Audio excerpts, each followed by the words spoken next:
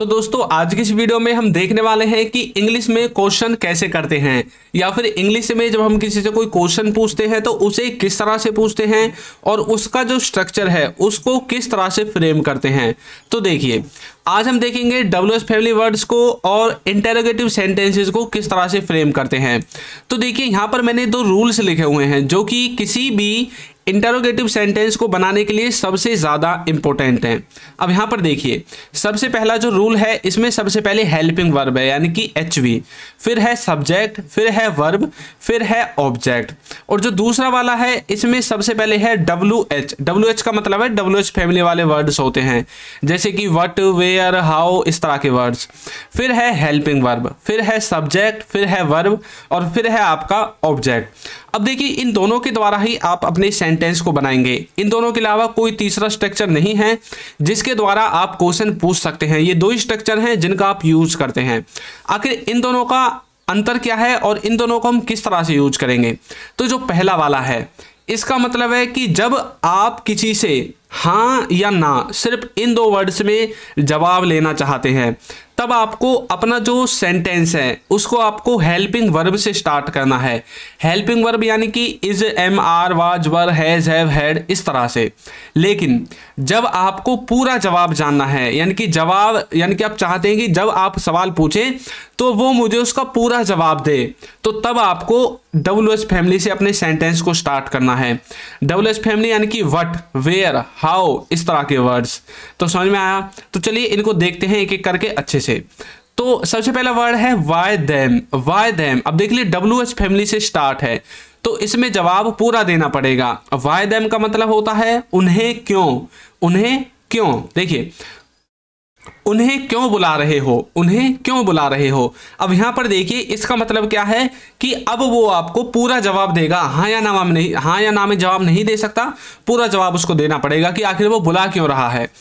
तो बोलोगे why are you calling them, why are you calling them. तो why आपका WH फैमिली वर्ड है, आर आपकी हेल्पिंग वर्ब है, यू आपका सब्जेक्ट है, कॉलिंग आपकी एक तरह से यहां पर वर्ब है और देम आपका ऑब्जेक्ट है। तो why are you calling them मतलब उन्हें क्यों बुला रहे हो, इस तरह से। नेक्स्ट है उन्हें क्यों बता रहे हो, उन्हें क्यों बता रहे हो। तो बोलोगे why are you telling them, why are you telling them. तो चलिए इन वर्ड्स को और अच्छे से देखते हैं और अच्छे से इंग्लिश सीखते हैं।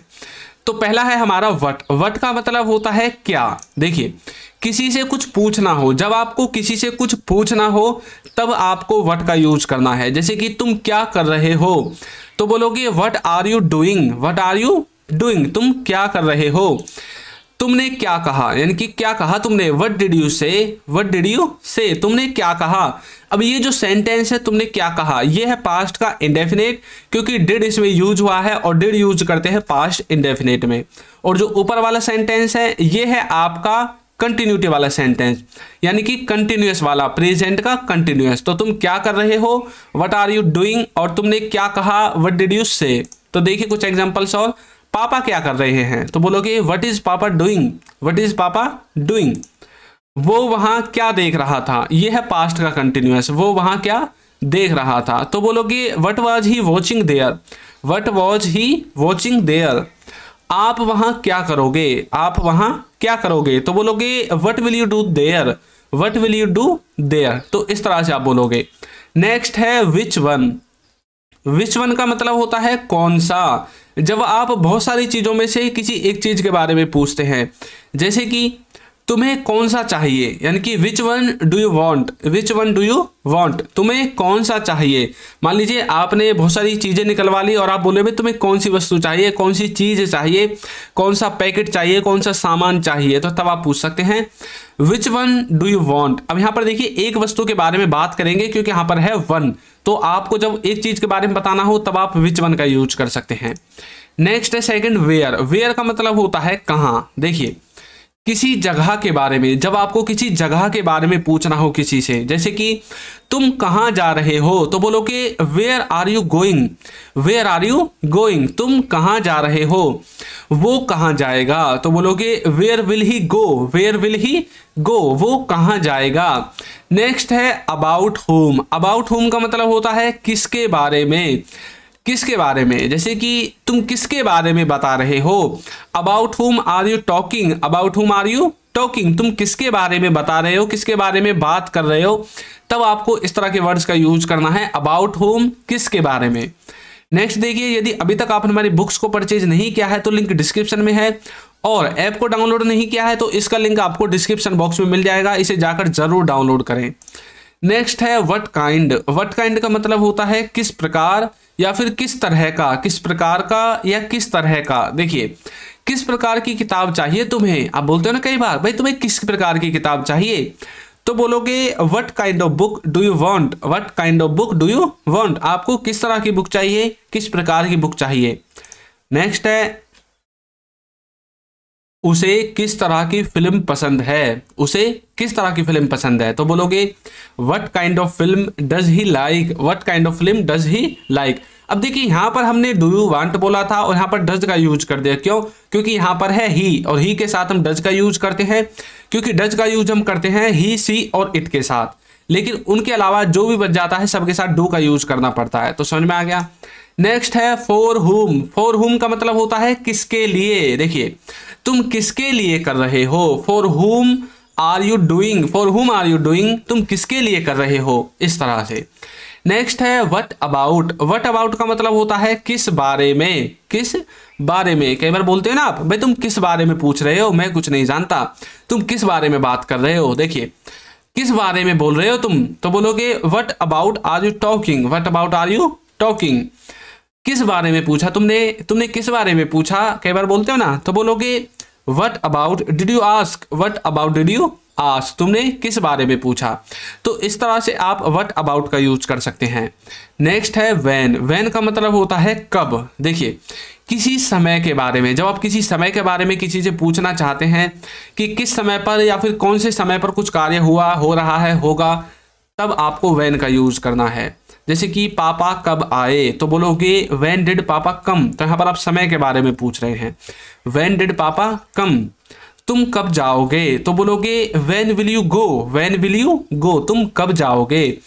नेक्स्ट है तुम मेरे पैसे कब दोगे, तो बोलोगे when will you give my money, when will you give my money, तुमने पैसे कब दिए। मान लीजिए आपने किसी से बोला भाई तुम मेरे पैसे कब दोगे, when will you give my money, उसने बोला मैंने तुम्हारे पैसे दे तो दिए, अब आप पूछ रहे हो तुमने पैसे कब दिए भाई, when did you give me money, when did you give me money, तो वो आपसे कब मिलेगा, तो बोलोगे when will he meet you, when will he meet you. तो इस तरह से आप यूज करोगे व्हेन का। नेक्स्ट है व्हाट इफ। व्हाट इफ का मतलब है क्या हो अगर। देखिए, क्या हो अगर मैं ना आऊं, तो बोलोगे what if I don't come, what if I don't come, क्या हो अगर ऐसा हो जाए, तो बोलोगे what if it happens, what if it happens. Why. Why का मतलब होता है क्यों, वजह पूछने के लिए, कोई कारण पूछने के लिए कि भाई ऐसा क्यों हुआ, तुमने ऐसा क्यों किया, या वह ऐसा क्यों करेगा, या फिर वह ऐसा क्यों कर रहा है, तो तब आपको वाई का यूज करना है। देखिए, आप वहां क्यों गए, तो आप बोलोगे why did you go there, why did you go there. उसने मुझसे क्यों पूछा, उसने मुझसे क्यों पूछा, तो बोलोगे why did he ask me, why did he ask me. Next है वाई नाउ। वाई नाउ का मतलब होता है अब क्यों। जैसे कि अब क्यों बोल रहे हो, तो बोलोगे why are you speaking now, अब क्यों बोल रहे हो, why are you speaking now. अब क्यों जा रहे हो, तो बोलोगे why are you going now, why are you going now, अब क्यों जा रहे हो। इस तरह से वाई नाउ का यूज करोगे। नेक्स्ट है विच। विच का मतलब होता है कौन सा। देखिए, कुछ पूछने के लिए, जब आप कुछ पूछते हैं भाई कौन सा, किसका, कैसे, तब आपको विच का यूज करना है। जैसे कि कौन सी किताब, तो बोलोगे विच बुक। तुमने कौन सा लिया, which one did you buy, तुमने कौन सा लिया, which one did you buy. Next है हुज। हुज का मतलब होता है किसकी या फिर किसका। देखिए, किसी के बारे में पूछने को, जब आप किसी के बारे में कुछ पूछते हैं तब आपको इसका हुज का यूज करना है। यह लैपटॉप किसका है, तो बोलोगे whose laptop is this, whose laptop is this. वह किसका थैला है, तो बोलोगे whose bag is that, whose bag is that, वह किसका थैला है। हुम का मतलब होता है किसको या फिर किसे। देखिए, लोगों के बारे में पूछने के लिए, जब आप लोगों के बारे में पूछते हैं तब आपको हुम का यूज करना है। आपने किसे बताया, यानी कि किसको बताया आपने, तो आप बोलोगे whom did you tell, whom did you tell. उसने किसको देखा, तो बोलोगे whom did he see, whom did he see, तो इस तरह से whom का यूज करोगे। नेक्स्ट है हाउ। हाउ का मतलब होता है कैसे या फिर कैसा। देखिए तरीका पूछने के लिए, जब आप किसी से कोई तरीका पूछते हैं, तुमने ये कैसे किया, तुमने वो कैसा किया, तब आपको हाउ का यूज करना है। जैसे तुमने कैसे किया तो बोलोगे how did you do, how did you do. आपने कैसे बताया तो बोलोगे how did you tell, how did you tell. Next है व्हेनेवर। इसका मतलब होता है जब कभी या फिर जब भी, आने वाले समय के बारे में। जब आप आने वाले समय के बारे में बोलते हैं ना कि जब भी मैं तुमसे मिलूंगा या जब कभी भी तुम मुझसे मिलोगे वो काम कर देना, तो बोलोगे जब भी तुम देखो तो बोलोगे whenever you see, whenever you see। जब भी वो पूछे तो बोलोगे whenever he ask, whenever he ask। Next है although, जिसका मतलब होता है हालांकि। हालांकि वह बुरा है तो बोलोगे although he is bad, although he is bad।